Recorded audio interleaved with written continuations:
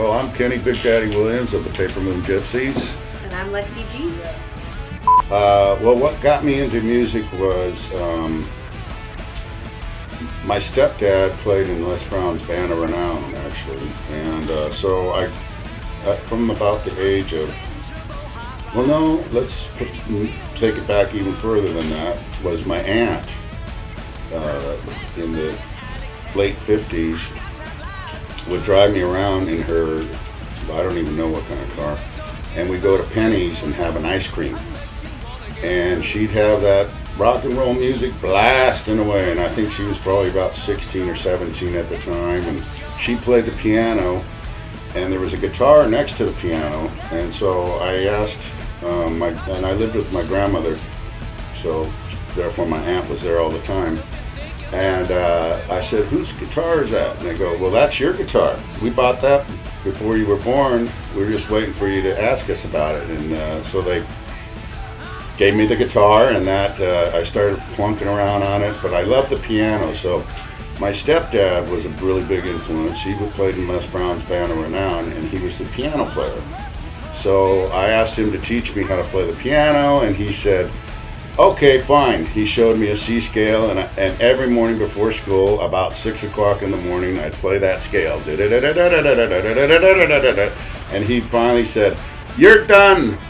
I cannot stand this. You're waking me up, because he was a musician. I was waking him up every morning. Said, you're done with the lessons. No more. But here's some Beatles albums. Listen to that. Meet the Beatles, and I think it was Pumping by Dave Clark 5. So I listened to those records incessantly, and would walk around with my guitar thinking I could play it, but I couldn't play crap anyway. But so that got me started in music, and then I started, of course, listening to people like Jimi Hendrix, Jimmy Page, Santana, and all that kind of stuff kept coming up. Every week it would be a different guitar player that came on the scene. And I'd be like, man, that's going to be me someday. I'm going to be that character right there. I bet all the chicks love that guy. Because I was a very shy person, and I didn't even have a girlfriend in high school, you know. The first girl I ever became my girlfriend, I married. That's how desperate I was, like, to hang on, you know. And, because I was always practicing my guitar, so I had no social skills at all. And I barely have any now, because I still practice a lot. But that's what got me started in music, you know, just basically the people around me, the influences around me, which was jazz, and I hated jazz. But when I heard Hendrix, I thought, this guy sounds like jazz, but it's not really jazz. So I explored that more, and one thing led to the next, you know. Yeah, I listened to Electric Ladyland every single day after high school, and, you know, actually it was junior high, which was really dating me, but you know, that's really what got me started. How about you, sweetie? Well, for me, I grew up with music. It was always a part of my life. It was around whether I wanted it to be or not. And so, you know, I was always kind of going about life doing my thing, and in the back corner, music was always just a part of me. And I always was walking around singing, and my mom used to joke and say, I can find you in the bathroom because you would be singing. Like, I would be a little girl just swinging my legs on the toilet singing a song. And so TMI. Well, you know, you gotta pass the time. So that's how, you know, she would locate me. And as I got older, like, it's still part of my being, everything. But I didn't realize it. I didn't ever pay attention to it. And then college rolled around, and I was, you know, I was flip-flopping. I was doing one thing or another, and I couldn't figure out what my passion was. I didn't know. And Kenny goes, hey, you know, you're going to school, you're working, you're not really making money. What, you want to come be in a band with me? And I was like, heck yeah, I do. I would like to make $100 a night or whatever.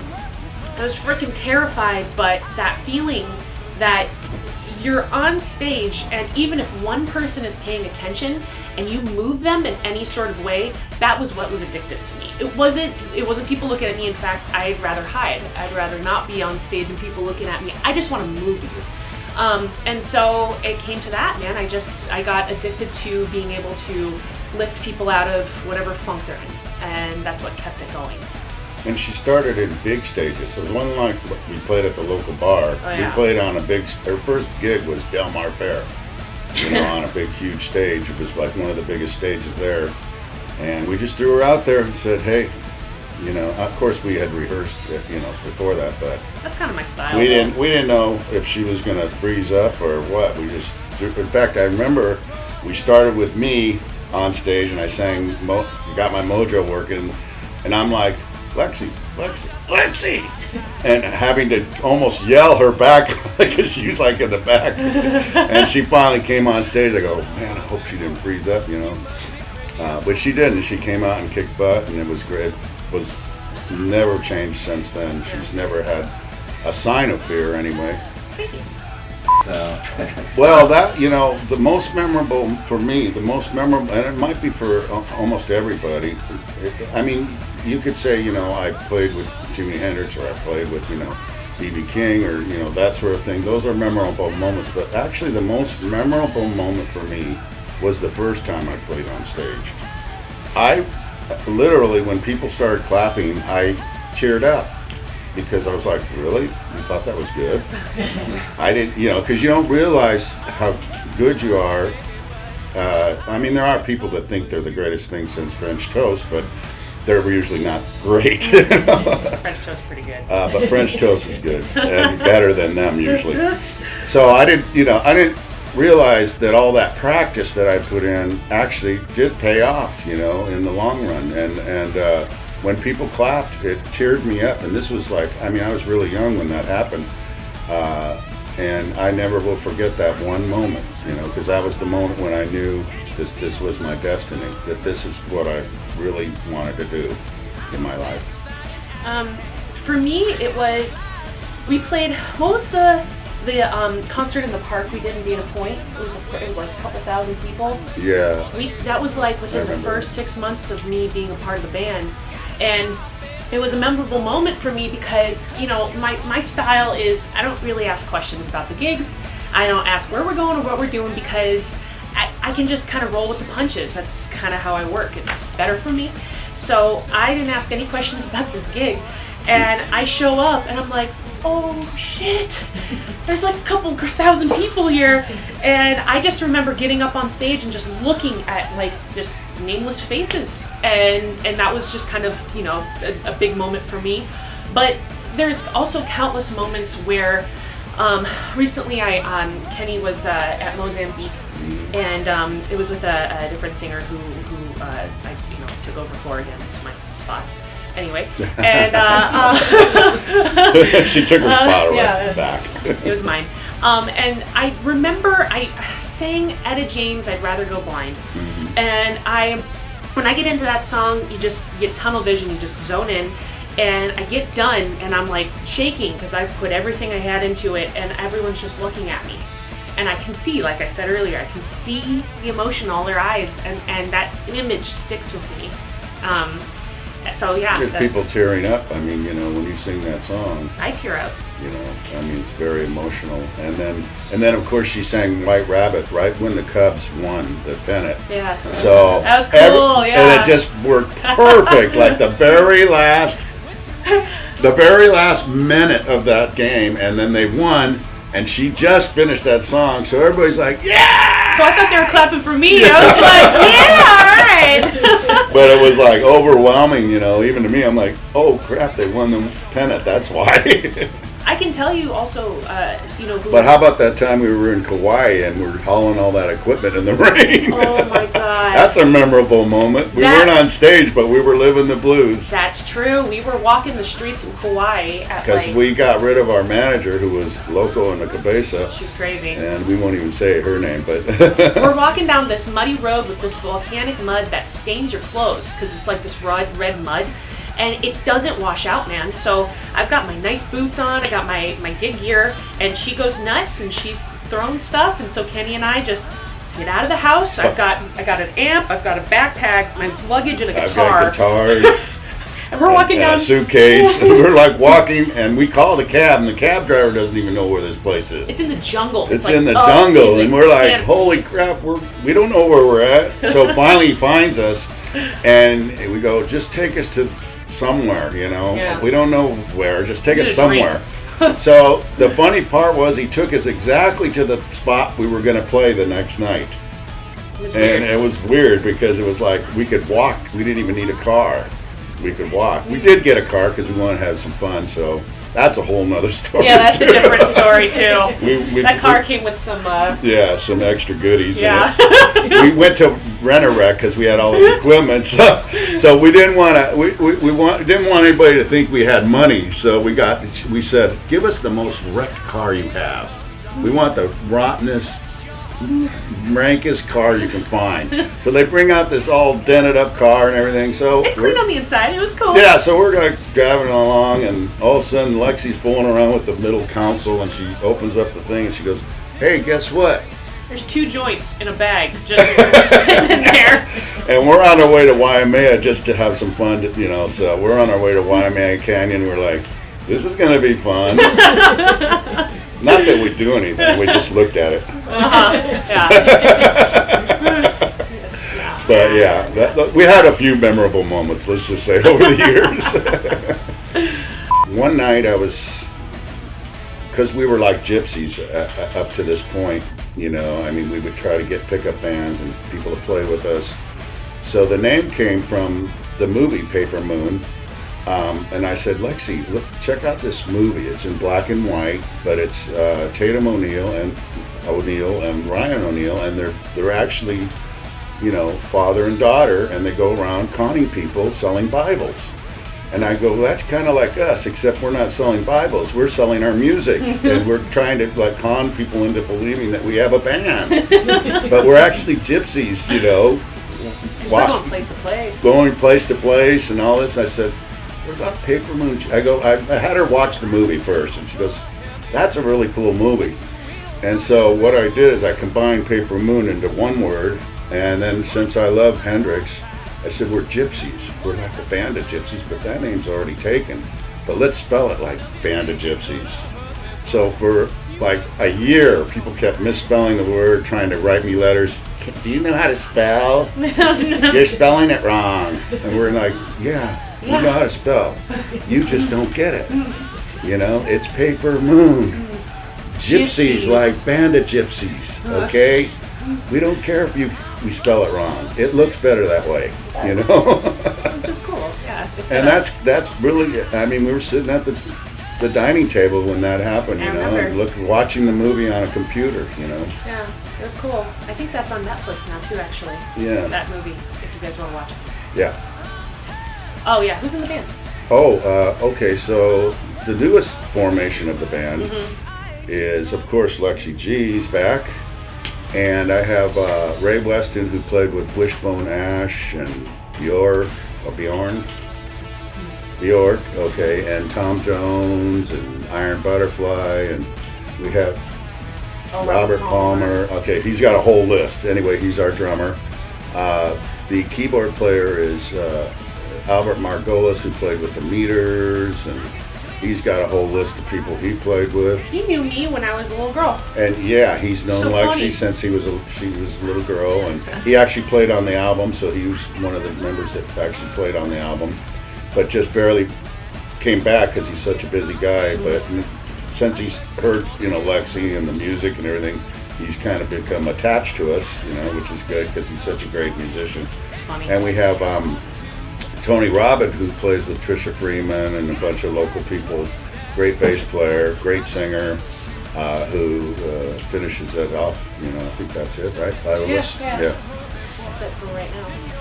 But we've, you know, the constant is always Lexi and I. We go into the studio and we do the albums, and you know, that's the constant. You know, and we've had many people play on our albums, like Max Bennett, who played with Joni Mitchell, and I don't know, just a lot of people, you know, whoever we can dig up at the time. That's good. You know, we need good people. Well, I've written probably I have written all the songs except my process is to write the music first and then the lyrics around the music, basically, and depending on who's singing it, which in this case was on the album, it was a 23-year-old girl that I had to write from that point of view. But luckily she had a lot of boyfriends that I didn't like, so it was really easy to kind of formulate that into songs, you know. It's my job, I gotta have some crap. Yeah, it was good, you know, so like I wrote a song, It's Complicated, because, you know, people write that on Facebook when they try to get over on their girlfriend or wife, like, oh, my relationship, it's complicated, so you can, you know, call me, you know. So I wrote a song called It's Complicated, which is about a boy that wouldn't leave her alone, and in the middle we kind of have a little banter between the two of us. She wants to get rid of this guy and wants me to take care of him, and I said, okay, I can do that. And then I wrote a song called Little Town, which was about, at the time, you know, the Palestinian thing was really popular in the news. Not popular, but it was prevalent in the news. So I wrote a song called Little Town, which is about the Gaza Strip, and it's not really taking an opinion on anything, just saying that there are three opinions, you know, the Palestinians, the Israelis, and in the middle, which is probably closer to the truth. And in the middle, she does like a kind of a rap thing with a megaphone, which I wanted to do, and I did this on the album. I wanted the sound of a little speaker, like the speakers they use for prayer. You know, in the Middle East, you know, they have those little speakers, they go, whatever they say to get everybody to start praying, you know, or whatever. So she does this kind of rap thing in the middle of that, you know. And I get to do that on stage too. Yeah, so we have a little megaphone she gets to use on stage. And so my process, but then we did one song called Halls of Chandrian, which was actually inspired by Lexi and a book she was reading at the time called Name of the Wind. And I was just sitting on the couch, kind of doing this like almost Led Zeppelin-y kind of, but more of the fantasy kind of sound, you know, that they would have sometimes. And Kenny goes, I need you to write lyrics because this is the coolest thing. I need you to write lyrics. And I was reading this book at the time. It was super moving. It's a poetic book. Yeah. So, you know, I got down Kenny had to help me with the chorus because I couldn't figure it out, but I got the, you know, kind of like the main parts going on, and she got the verses. Super proud of it because I read all the time. Oh, she was great. Like I'd be sitting there playing it. She'd run off to the front porch, write a verse, come back, and I said, that's great. We'd mold it a little bit, and then I said, okay, well, we need a chorus. You're gonna have to explain this book to me.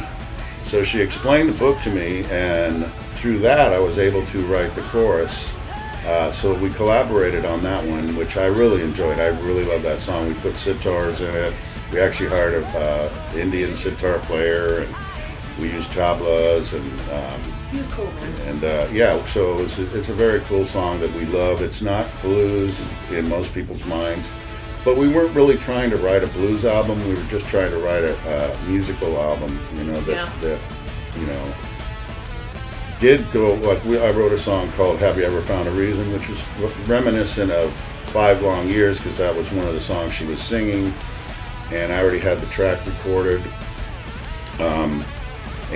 So I wrote words over that track, and she sang it, you know. And then I wrote a song called She's Tough, which I am tough. She's a tough cookie, but you know, it's hard to write that about yourself.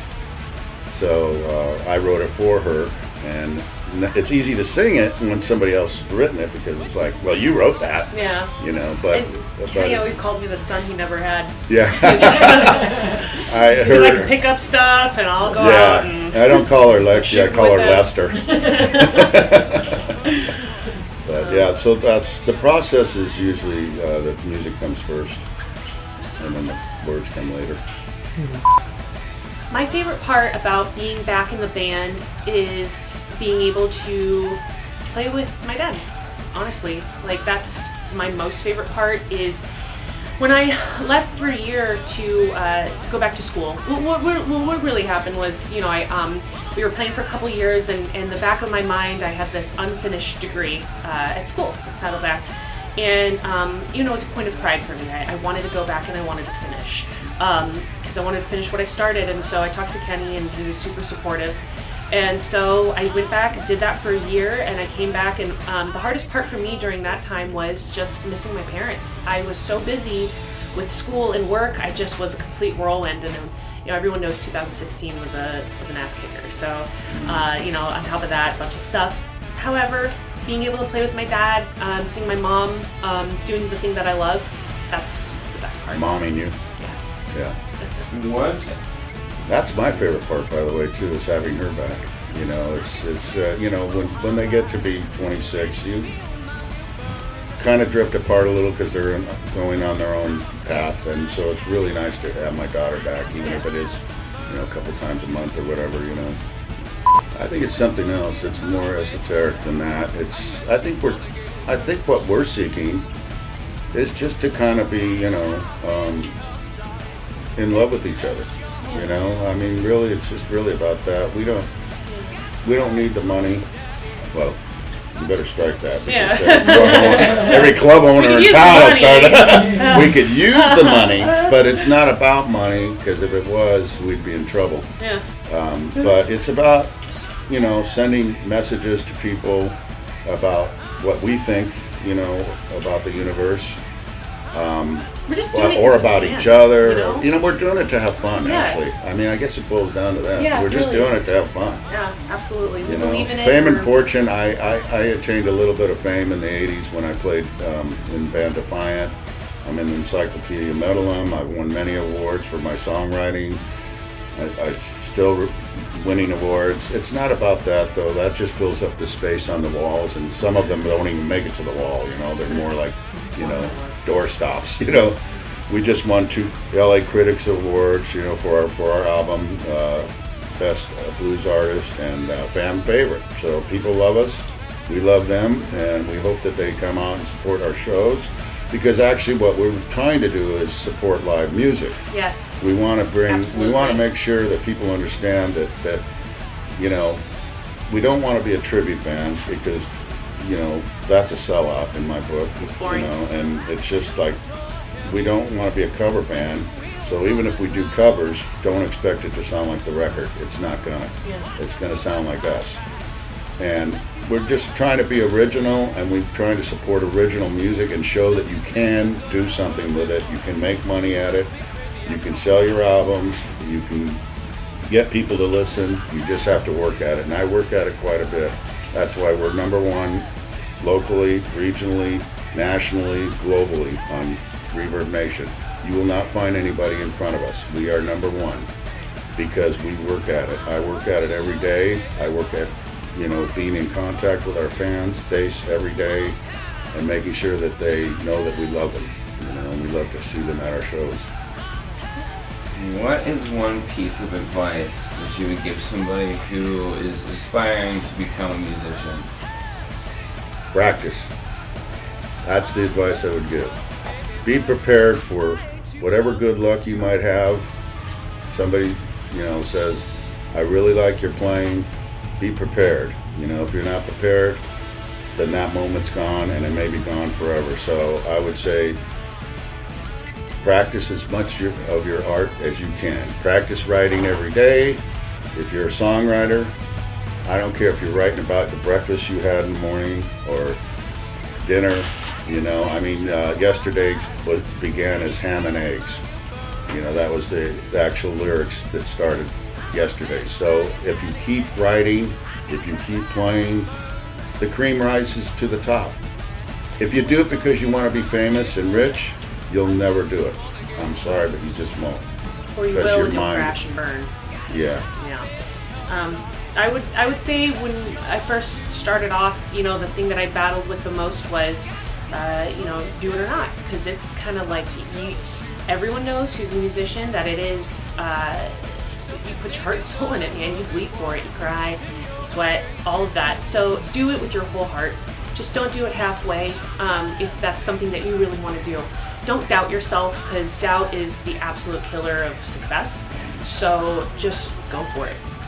Yeah, and a lot of people do sabotage themselves by having doubt, and so they sabotage their whole career because they don't believe that they deserve it. But you deserve it. You just have to work for it.